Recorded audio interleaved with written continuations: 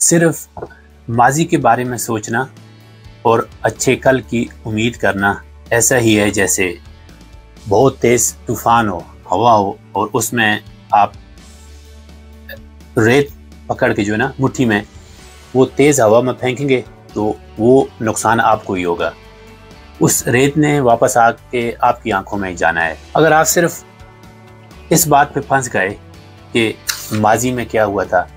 فلانے نے یہ کہا تھا، فلانے نے یہ کیا تھا، فلانے نے یہ بولا تھا، یا کوئی کام آپ نے کیے تھے جن پہ آپ کو فخر نہیں ہے، اگر آپ ان کو لے کے ہی بیٹھیں گے اور انہی کے بارے میں سوچتے رہیں گے جو ماضی میں ہوا ہے، جو پاس میں ہوا ہے، تو یہ ایک ایسی دلدل ہے جس میں آدمی ڈوبتا ہی جاتا ہے۔ شیطان کا کام ہے ہم کو وہاں پہ رکھنا جو ہم سے غلطیاں ہوئی ہیں، لیکن انسان کا کام ہے آگے فیوچر میں، مستقبل میں دیکھنا، غلطیوں سے سبق سیکھنا۔